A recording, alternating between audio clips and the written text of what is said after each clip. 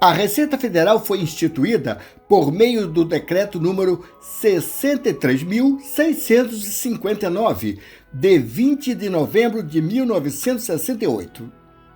No ano seguinte, mais precisamente em 26 de agosto de 1969, o Decreto-Lei número 788 instituiu a classe singular de técnico de tributação, composta de 606 cargos.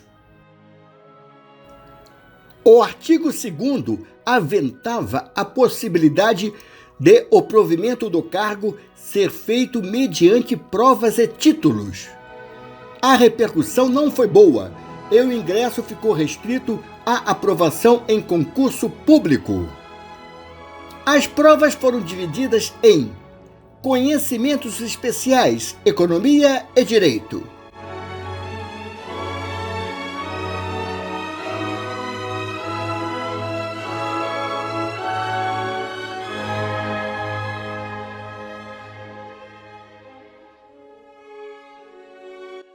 Conhecimentos Gerais, Português, Inglês, Noções de Estatística e Noções de Contabilidade.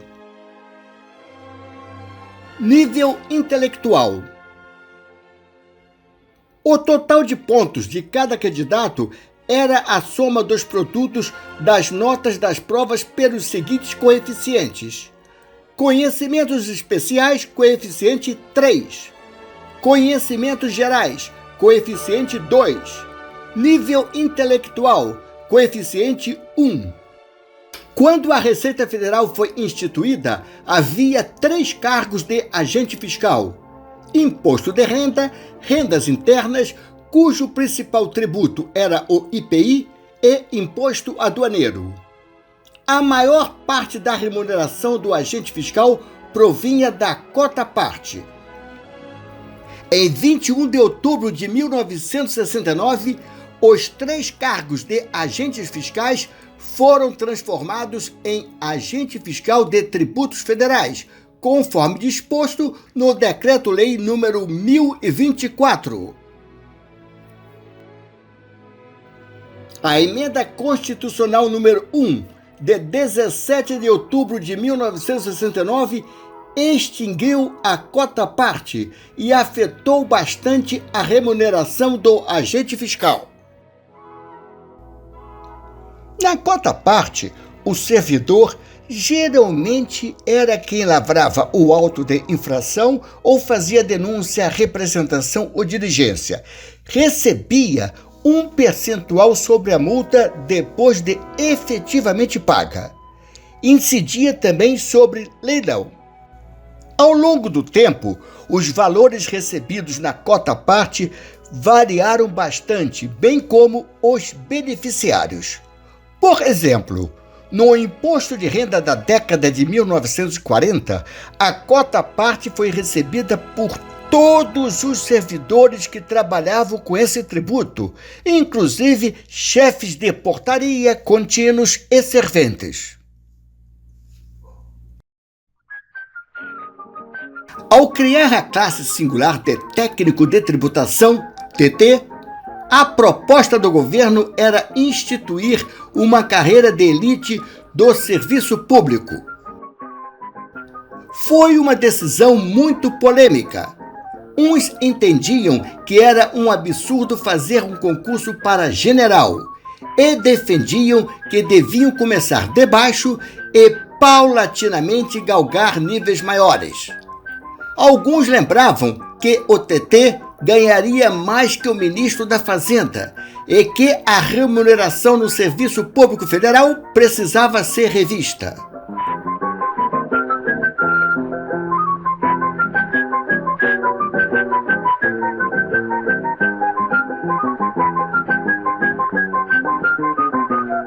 Outros aprovavam a remuneração, pois o serviço público receberia funcionários qualificados que melhorariam os trabalhos.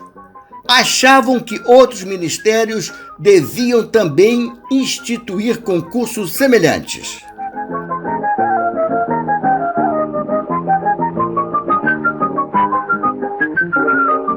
Quando ingressaram na Receita Federal, os vencimentos dos técnicos de tributação eram equivalentes aos dos agentes fiscais de tributos federais em final de carreira.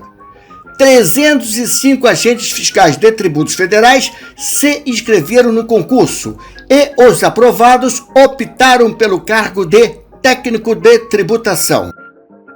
O ministro da Fazenda da época, Delfim Neto, afirmou: "Deposito grandes esperanças no concurso para técnico de tributação que o Ministério da Fazenda realizará este ano.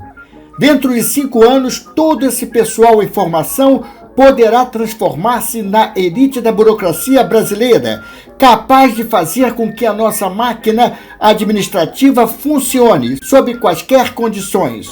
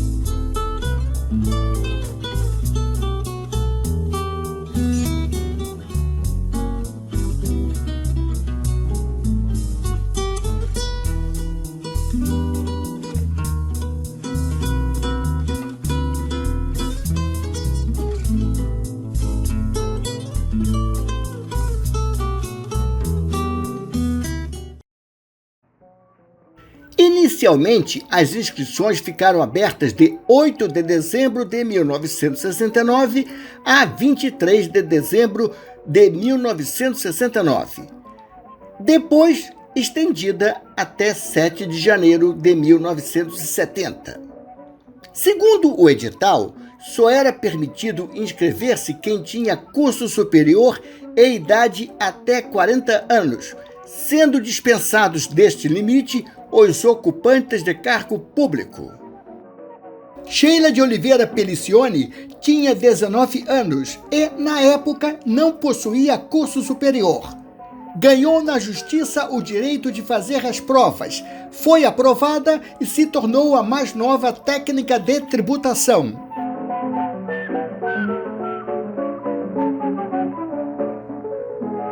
Nicanor de Araújo Cavalcante tinha mais de 40 anos e também ganhou na justiça o direito de fazer a prova e foi aprovado.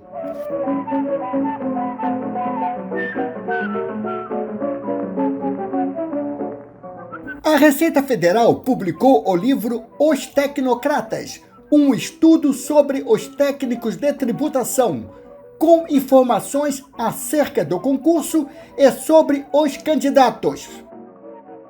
Foram inscritos 11.168 candidatos, 9.188 homens, 1.957 mulheres e 23 não responderam ao questionário. Quanto à formação de nível superior, lideravam os formados em Direito, seguidos de perto pelos graduados em Economia. 8% tinham mais de um curso superior. As provas estavam marcadas para os dias 7 e 8 de março de 1970, mas foram adiadas para os dias 21 e 22 de março. No dia 21, à tarde, prova de conhecimentos específicos. No dia 22, pela manhã, prova de nível intelectual. No dia 22, à tarde, prova de conhecimentos gerais.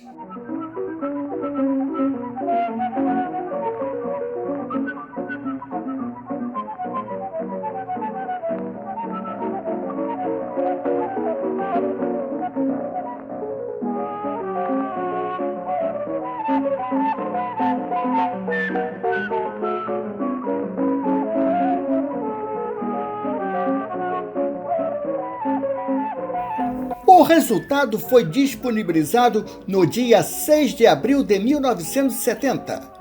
Foram aprovados 773 candidatos.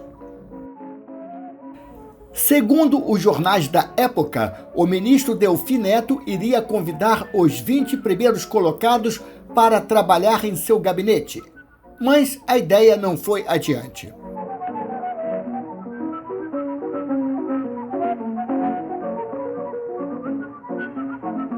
O treinamento da primeira turma começou em julho de 1970. O da segunda, em setembro de 1970. E o da terceira, no ano seguinte. Como era o Brasil em 1970? Na economia, o PIB brasileiro crescia com percentuais jamais vistos. O período de 1968 a 1974 foi chamado de O Milagre Brasileiro, em razão de elevadas taxas de crescimento. Houve críticas em face de o aumento não ter sido acompanhado por um processo de diminuição da desigualdade. Foi atribuído a Delfim Neto a frase: "Primeiro é preciso fazer o bolo crescer, para depois dividi-lo." Mas ele afirma que essa citação nunca saiu de sua boca.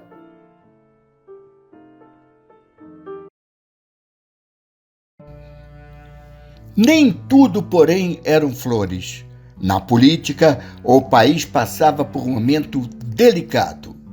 Depois do Ato Institucional número 5, de 13 de dezembro de 1968, o governo endureceu e alguns opositores entenderam que a ditadura militar só seria derrubada com ações fortes e violentas.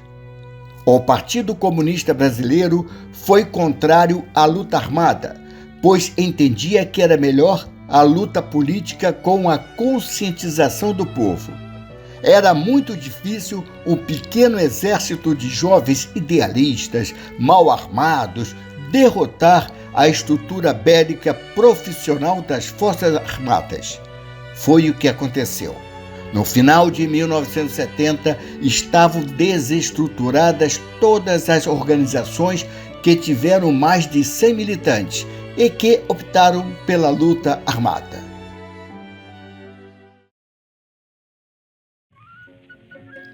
Quando houve o concurso para técnico de tributação, os 3 cargos de agente fiscal existentes antes da Receita Federal tinham sido transformados em agente fiscal de tributos federais.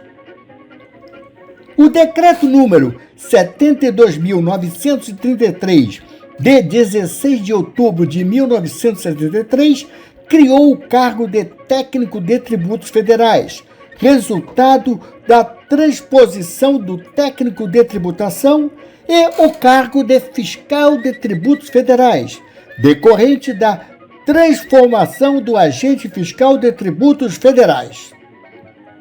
Com a edição do decreto número 76.346, de 1º de outubro de 1975, o cargo de técnico de tributos federais foi extinto e seus titulares foram transpostos para o cargo de fiscal de tributos federais.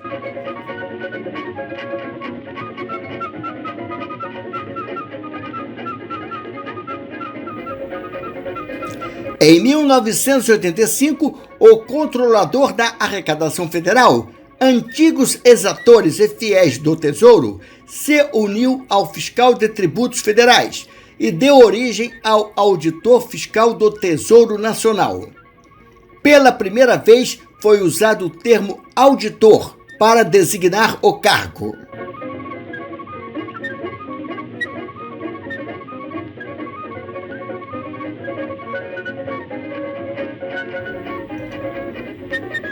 Em 1999, apenas uma mudança de nome para Auditor Fiscal da Receita Federal. Em 2007, a fusão do Auditor Fiscal da Receita Federal com o auditor fiscal da Previdência Social, gerou o cargo de auditor fiscal da Receita Federal do Brasil.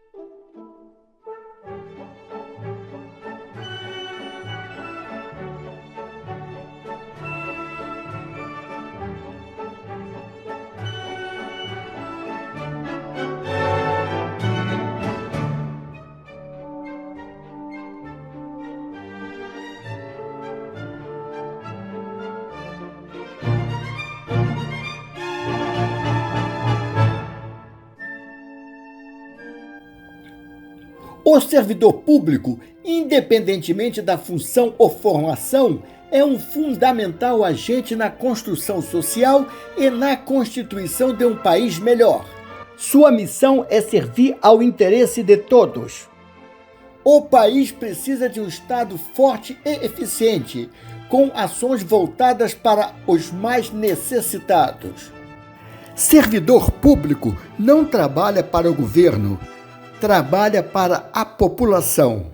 A herança dos técnicos de tributação alcançou a administração, tributação, informática, fiscalização, tecnologia, arrecadação, inteligência, atendimento e muito mais.